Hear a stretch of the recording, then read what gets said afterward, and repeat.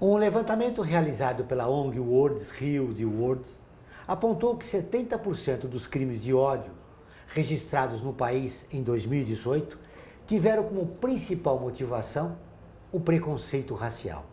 A discriminação em relação à orientação sexual e de gênero representa 27% das denúncias. Em paralelo a isso, a Agência da ONU para Refugiados, a Acnur, revelou que 41% dos refugiados que vivem no Brasil já sofreram algum tipo de preconceito.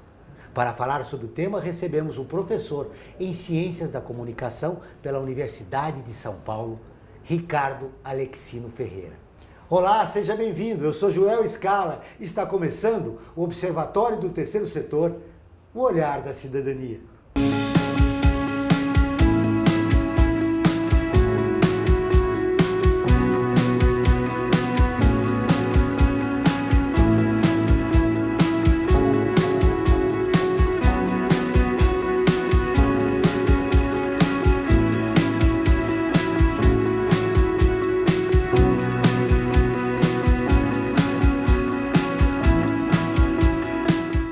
Ricardo Alexino Ferreira é professor associado da Escola de Comunicações e Artes da Universidade de São Paulo e membro efetivo da Comissão de Direitos Humanos da USP.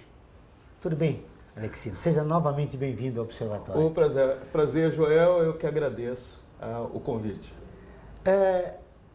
O Brasil é um país racista, mas, segundo uma última pesquisa, revelou que somente 2 em cada 10 brasileiros se dizem racistas. Pois é, o Brasil, assim, toda a sua formação histórica é um país marcado por muitas contradições, né? Uma delas seria essa cordialidade brasileira, que na verdade é uma utopia, né? Que nunca de fato aconteceu, porque o Brasil ele nunca foi um país, na verdade, cordial. Quando fala que ele recebe povos do mundo inteiro, ele recebe bem alguns povos, principalmente os de origem europeia, né? Mas em relação aos demais povos, ele não é nem um pouco hospitaleiro, né? Então, assim, você vê que os povos africanos que estão aqui no Brasil como imigrantes, né? Eles são muito mal recebidos. Em relação aos povos orientais, os japoneses são bem recebidos, mas os chineses não, os coreanos não. Então, quer dizer, nós temos uma reputação de que somos cordiais, mas no dia a dia não somos. Principalmente que o índice de assassinato de pessoas, né, isso foi em 2018, aconteceu também em 2017, são cerca de 60 mil pessoas assassinadas por ano no Brasil. O que explica essas contradições? Eu penso que é a própria formação que se tem, né? Aí precisaríamos pegar um país que é constituído pela mão de obra escrava, ele está justamente dentro de um quadro que ele não pode ser um país marcado por cidadania, marcado por democracia. Então já começa na constituição do próprio país, né? Marcado pela não humanização de muitos povos, né? Africanos, indígenas. Então, assim, nós temos um país que realmente ele não é nem um pouco baseado na questão dos direitos humanos no decorrer de sua história. Nos últimos tempos, nós temos um patrocínio da violência de Estado. Como a sociedade civil deve reagir? Aí nós temos que olhar uma série de fatores, né? A questão dos direitos humanos dentro do Brasil, ela nunca foi efetivamente realizada. Então, assim, nós temos uma população que é marcada pela ideia da violência. Então, assim, ela própria vai inserindo esse tipo de violência, né? Não devemos esquecer que as pessoas que estão aí foram votadas, né? Então, se elas foram votadas, é porque esse eleitor ele pensa tal qual os governantes que ele está colocando no poder e os seus representantes. Eu acredito que se fala muito na educação, né? Tudo isso se muda pela via da educação. A questão que eu faço é que tipo de educação deve ser? Porque a educação nazista também ela era muito eficiente, né? Mas pouco ligada para a questão humanitária. Então eu penso que precisamos ver que tipo de educação queremos, né? Que tipo de estrutura política a gente deve ter. Não adianta você ter um país que se diz que as estruturas elas são muito sólidas, quando na verdade você vê o judiciário totalmente comprometido, muitas vezes até com a corrupção. Você tem os poderes legislativo e executivo totalmente corrompidos também. Então, assim, que tipo de sociedade seria essa que esses poderes estão corrompidos, né? E eu destaco aqui o judiciário porque tem sido o poder que menos se pode confiar. Eu, por exemplo, como cidadão brasileiro, eu não confio no judiciário. Né? E acredito que num país em que você não possa confiar no judiciário, muita coisa está distorcida. Né? E a gente deve lembrar que, falando em poder judiciário, só parcela de uma população que tem dinheiro que pode ter acesso ao poder judiciário. A população de baixa renda não tem condições, né? Exatamente. Inclusive, tem uma pesquisa do Sérgio Adorno, sociólogo, ele é lá da USP, é professor da USP e membro do Núcleo de Estudos da Violência. E ele faz um levantamento bastante interessante a respeito do judiciário, fazendo um recorte aí com a questão étnica em relação ao negro. O que essa pesquisa dele confere? Quando uma pessoa comete um crime, ela tem a sentença máxima ou a sentença mínima que é dada pelo juiz. E ele começou a pesquisar e foi percebendo que sentenças eram dadas diferentes conforme a cor da pele do indivíduo, conforme o seu grupo étnico. Então ele percebeu que os indivíduos negros recebiam a sentença máxima, indivíduos brancos recebiam a sentença mínima. Né? E aí é quando ele questiona se o judiciário trabalha, né, com um viés racista. Né? E se tratando de um país, que é o segundo país com o maior número de população negra, como o Brasil, o primeiro é a Nigéria, né? Então isso significa que o judiciário ele utiliza bases racistas para criminalizar aí a questão do negro. Alexino, um dos problemas seria porque a população de baixa renda naturalizou a desigualdade no país? Nós temos aí um país que o tempo todo naturaliza as injustiças sociais, naturaliza a violência, criminaliza os movimentos sociais. Basta a gente ver, por exemplo, na história do Brasil, tudo aquilo que se refere a movimentos sociais é considerado como crime. Então, é insurreição, inconfidência, revolta. Né?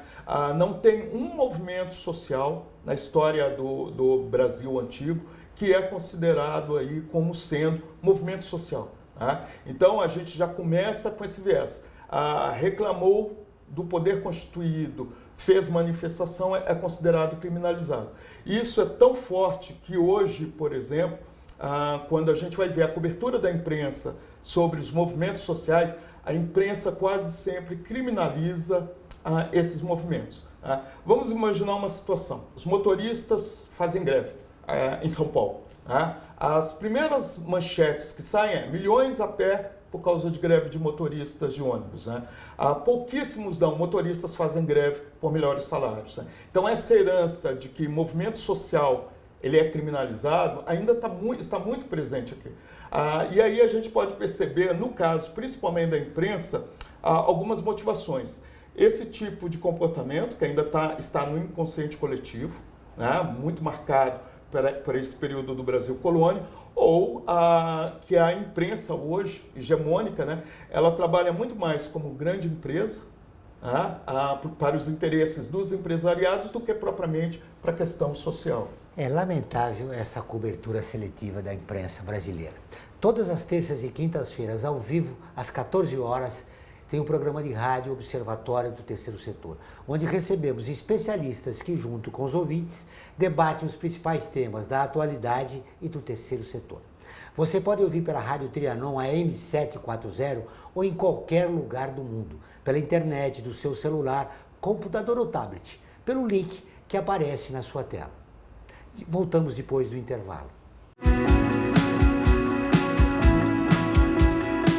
A FIA é muito mais que uma escola de negócios. É graduação, pós-graduação, MBA, mestrado e consultoria para empresas. Isso faz diferença. Conheça a FIA.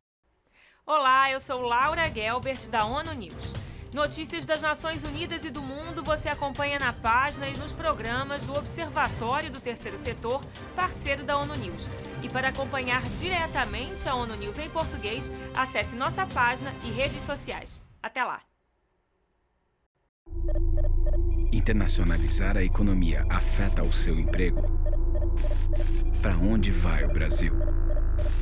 Ter opinião sem análise é só repetição, repetição, repetição, repetição, repetição, repetição, repetição, repetição, repetição. Informação é importante, análise é fundamental. Le Monde Diplomatique Brasil, independente e crítico.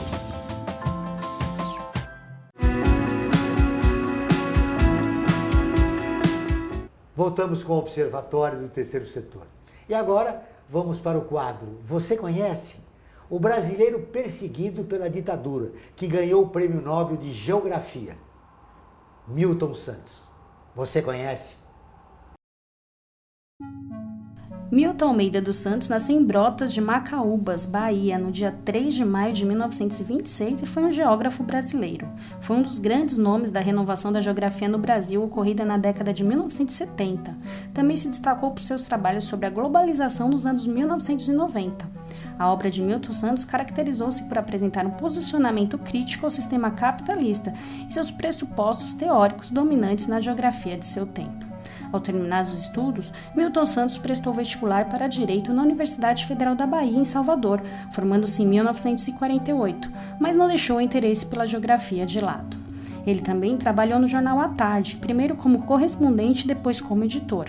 Na mesma época, escreveu o livro Zona do Cacau, posteriormente incluído na coleção Brasiliana. Já com influência na escola francesa do pós-guerra, no Congresso Internacional de Geografia sediado no Rio de Janeiro, Milton Santos foi convidado para fazer doutorado na França. Entre 1956 e 1958, Milton concluiu seu doutorado na Universidade de Estrasburgo, com a tese O Centro da Cidade de Salvador. Ao regressar ao Brasil, criou o Laboratório de Geomorfologia e Estudos Regionais, mantendo intercâmbio com os mestres franceses. Em 1960, tornou-se livre docente em Geografia Humana pela Universidade Federal da Bahia. Nessa época, teve presença marcante na vida acadêmica, em atividades jornalísticas e políticas de Salvador. Logo após ser empossado, Jânio Quadros o convidou para ser subchefe da Casa Civil na Bahia, cargo que exerceu durante o curto mandato do presidente. Em 1964, logo após o golpe militar no Brasil, Milton Santos foi preso. Nessa época, já tinha recebido vários convites para trabalhar em universidades francesas, porém estava impedido de deixar o país. Importantes personalidades locais, sobretudo o cônsul da França na Bahia na época, interviram junto às autoridades militares locais para negociar sua saída do país após ter cumprido meio ano de prisão domiciliar. Milton conseguiu deixar o Brasil partindo para a França. Ele achou que ficaria fora do país por 6 meses, mas acabou ficando 13 anos.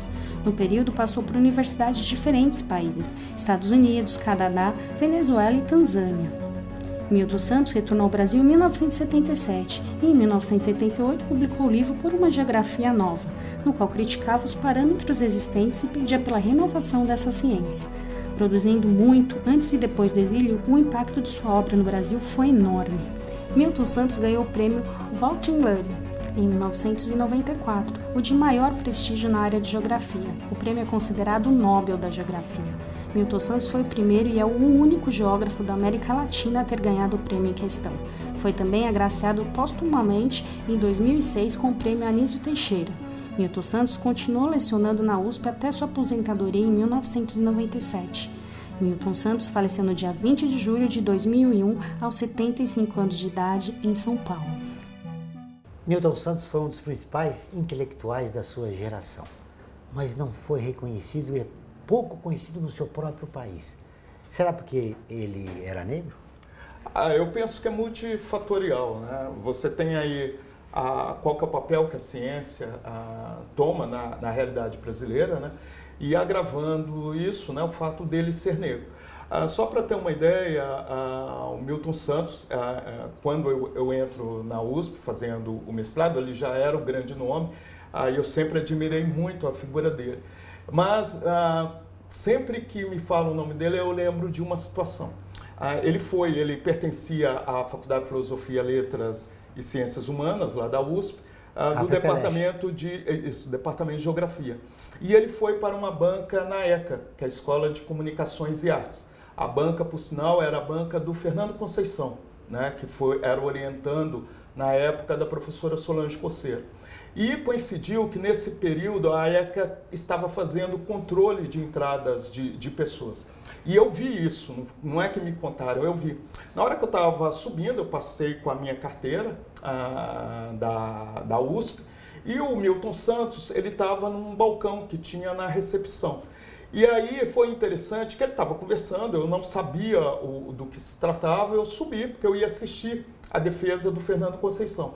Logo em seguida chega o Milton Santos, assim, muito nervoso, muito agitado, dizendo que isso não se faz. Por quê? O recepcionista que estava lá, ele pediu a identidade do Milton Santos, e ele tinha deixado a carteira dele lá no departamento de Geografia, e foi a pé até a ECA.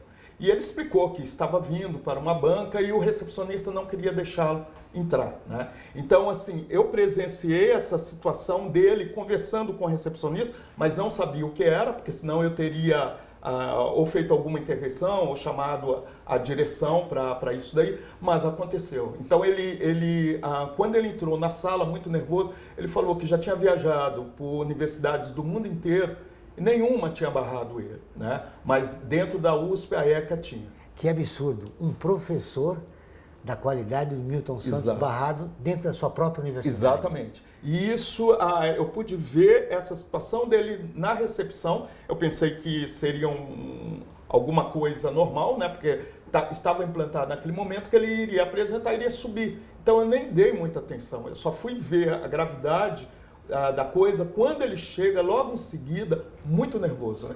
Neste momento desceram diretor, foram descendo todas as autoridades para pedir, tipo, perdão. E nesse caso foi o momento que a ECA deixou de colocar controle na entrada do seu prédio. Agora, Alexino, imagine um homem comum que mora na periferia e é negro. Isso acontece o tempo todo, né? E não precisa ser um homem que mora na periferia. Talvez esse homem que mora na periferia, existe uma coisa chamada o lugar reservado historicamente, né? Então, qual que é o lugar reservado historicamente para o negro, por exemplo? Serviços de limpeza, os serviços mais básicos, né? Eu, por exemplo, como professor da USP, eu estou muito mais suscetível a ter um enfrentamento racista dentro da universidade do que uma pessoa negra fazendo a limpeza. Porque essa pessoa negra está no lugar que está reservado historicamente para ela. No meu caso, não, né? Então, assim, aqui, no entanto, quando as pessoas não sabem que eu sou professor, que eu faço, né? Elas vêm até mim, assim, de uma maneira muito rude, perguntando sobre chave não sei de quê, ou porque a secretaria está fechada, ou coisa do tipo, né? Aí quando eu viro e falo, olha, eu posso até me informar melhor, porque eu sou professor aqui, aí a pessoa fica totalmente sem jeito frente à situação. Então, assim, a gente vive num país que isso é constante, né? Ou seja, para o homem negro determinadas profissões, né? Para o determinadas homem, atividades. Para o homem e a mulher negros, né?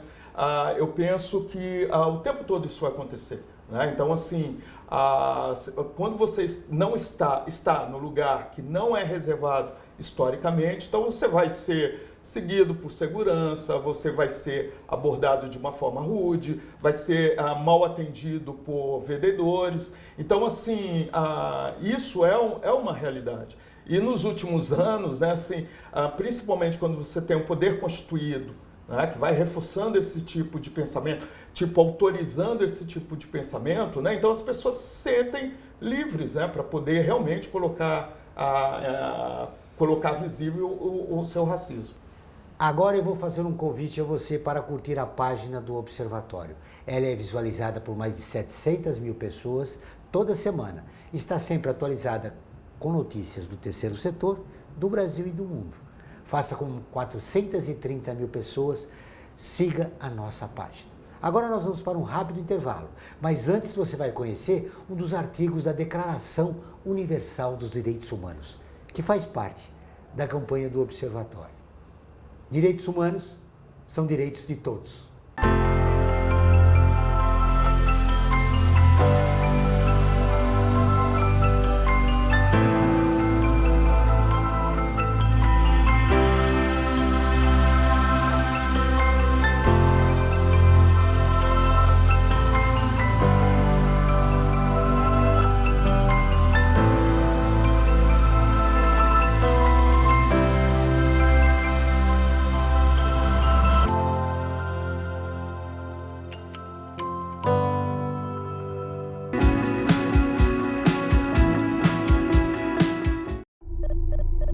Internacionalizar a economia afeta o seu emprego? Para onde vai o Brasil? Ter opinião sem análise é só repetição. Repetição, repetição, repetição, repetição, repetição, repetição, repetição, repetição. Informação é importante. Análise é fundamental. Le Monde Diplomatique Brasil. Independente e crítico. Olá, eu sou Laura Gelbert, da ONU News. Notícias das Nações Unidas e do mundo você acompanha na página e nos programas do Observatório do Terceiro Setor, parceiro da ONU News. E para acompanhar diretamente a ONU News em português, acesse nossa página e redes sociais. Até lá! A FIA é muito mais que uma escola de negócios. É graduação, pós-graduação, MBA, mestrado e consultoria para empresas. Isso faz diferença. Conheça a FIA. Estamos de volta com o último bloco do programa do Observatório do Terceiro Setor, o Olhar da Cidadania. Não esqueça, todas as quartas-feiras, às 17 horas, tem programa Olhar da Cidadania na Rádio USP, com temas da atualidade e dos direitos humanos. Anote, todas as quartas-feiras, às 17 horas, na Rádio USP, em São Paulo, 93,7 e em Ribeirão Preto, 107,9 FM. Alexino, no bloco anterior eu falava que a sociedade naturalizou na sua rotina, no seu dia a dia, um preconceito muito grande. Como desmanchar isso? Como desfazer esse preconceito que já está internalizado nas pessoas? Eu penso que é só aplicar a cidadania, né? Reconhecer que os direitos, todos têm direitos. Então, assim, você tem uma sociedade em que existe a representatividade, né? Então, por exemplo, você começa pelos meios de comunicação, que não tem representatividade. Inclusive, quando a Maria Júlia Coutinho vai apresentar o jornal Hoje, é interessante que fizeram uma foto de toda a equipe produtora, né? E o que chamou a atenção é que a única negra na foto era a apresentadora. O restante da equipe toda não tinha um negro sequer, né? Então, assim, eu acho que a representatividade ela é importante nesse sentido. O reconhecimento da cidadania também é importante. Então, eu acho que esse é o início, né, de qualquer mudança social. E entender que essa representatividade tem que estar em todos os níveis, né? Nos níveis de comando, nos níveis operacionais. É necessário mudar e, claro, a mídia é um caminho, mas precisa mudar também a polícia. Recentemente, 9 jovens foram mortos em Paraisópolis, aqui na zona sul da cidade de São Paulo, e foram mortos pela intervenção da polícia, né? Que foi reprimir um baile funk. Pois é, a polícia ela se torna violenta em vários níveis, e principalmente com a população periférica e a população negra, né? Agora, isso se torna mais agravante ainda quando nós temos um governador, né, como o caso do Dória, que logo quando ele assume, ele diz que a polícia tem permissão para matar, né? Então, eu penso que esses assassinatos devem ser creditados ao governador, né? Porque ele deu autorização para isso. Essa é a política, esse tem sido o agendamento, não só da Polícia de São Paulo, da polícia de todo o Brasil. Então, é preciso que as autoridades repensem muito sobre aquilo que elas falam. O governador ele se posicionou contrário ao que aconteceu, mas eu gostaria que ele revisse as gravações e as entrevistas que ele deu, dizendo que a polícia tinha autorização para matar. Né? Então, quando você tem um poder constituído autorizando violência, a gente não pode ter outra coisa. Quem deve reagir é a sociedade civil. Como fazer nesse momento onde o próprio Estado estimula a violência? Eu acho que é retirar essas pessoas que estão no Estado, né? Então nós temos uma pessoa que eu considero muito desequilibrada, né, na presidência do Brasil, é retirar essas pessoas e o brasileiro votar um pouco mais com dignidade, com respeito, votar com consciência, né? O que me chama a atenção não é o fato de termos uma pessoa tão desequilibrada na presidência da República, ou mesmo em outras esferas. O que me chama a atenção é uma população votar nesse tipo de pessoa. Então, me leva a crer que o brasileiro ele tem esse mesmo perfil. Né? Então, assim, um perfil violento, um perfil meio sociopata, um perfil de levar vantagem em tudo. Então, assim, é isso que me preocupa mais. Né? E quando você começa a ver homofobia, racismo, sexismo e vários outros tipos de violência sendo legitimados, inclusive, pela população, é algo assustador. Falando em racismo, em 2018, 33 casos por dia de crimes de ódio no país. E a tendência em 2019 é de aumentar. Como reagir a essa situação? Aí que tá, eu assim, gostaria de falar para as pessoas que estão nos ouvindo, né, passar um discurso otimista e tudo mais, mas eu não vejo muita perspectiva atualmente no Brasil. Pode ser um erro meu, talvez como jornalista, como professor, como cidadão, talvez passar uma imagem mais positiva para as pessoas, mas eu não, sinceramente, eu não consigo, né? Eu não vejo um bom futuro para o Brasil. Para você ter uma ideia, eu faço parte da comissão do prêmio Vladimir Herzog. E houve, em 2019, né, a entrega do prêmio, que foi até para o Glyn e para a Patrícia, que é da Folha de São Paulo. E aí, assim, cantamos lá o hino, foi tocado o hino nacional logo no início. Para você ter uma ideia, eu não tinha forças para cantar o hino nacional. Eu não consigo mais cantar o hino nacional. Então, assim, é algo que eu considero assim, um desânimo com o que está acontecendo aí. Muito bem. Pegando essa onda de desânimo sua, o governo escolheu um novo presidente para a Fundação Zumbi dos Palmares, que fez revelações, digamos, inadequadas. Como é que você vê essa situação? Pois é, a grande contradição, né? Nós somos um país de paradoxos. Por exemplo, nós temos o Holliday, que é vereador na Câmara dos Vereadores. Ele é negro e é homoafetivo, declaradamente. Né? Então, assim, e ele tem posições que a gente poderia considerar racistas, né? E posições também homofóbicas, né? Que ele nega uma série de direitos a esses dois grupos. Na Assembleia Legislativa, nós temos lá o deputado estadual, que é o Douglas, né? Que ele é negro e há algum tempo ele se posicionou como sendo também homoafetivo. Ele é contra políticas voltadas para a população LGBT e também contra políticas afirmativas em relação ao negro.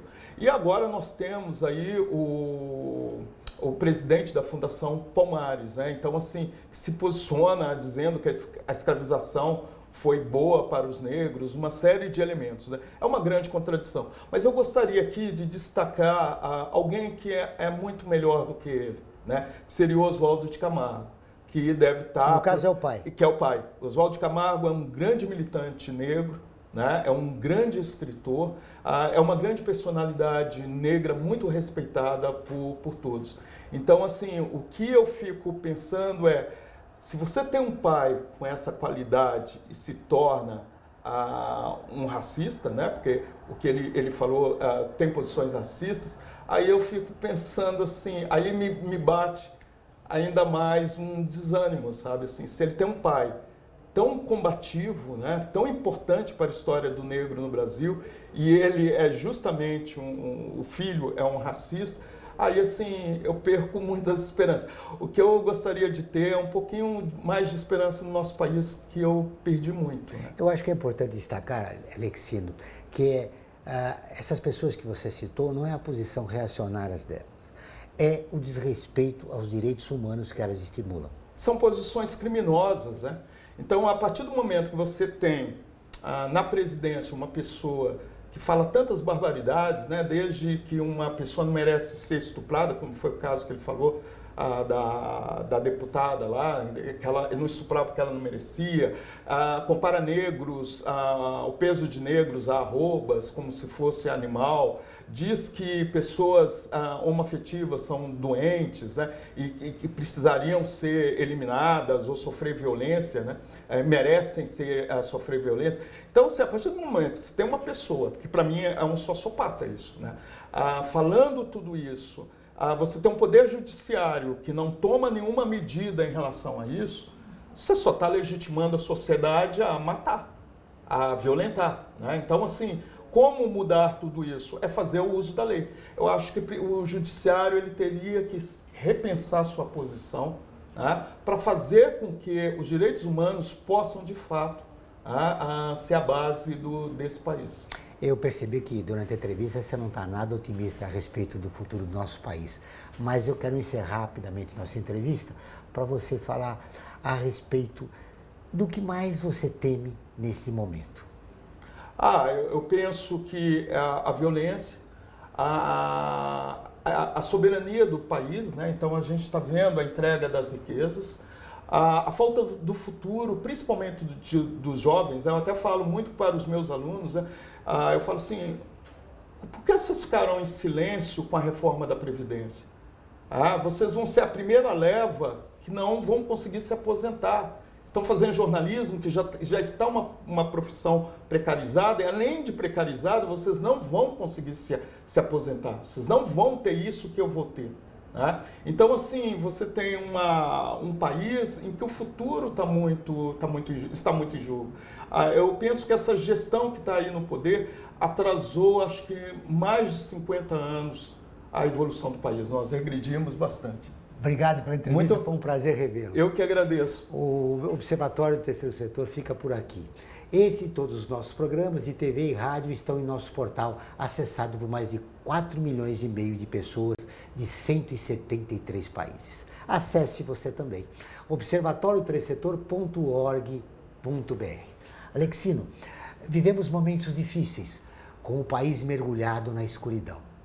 Mas para quem escolheu a justiça e a verdade, o grito está parado no ar.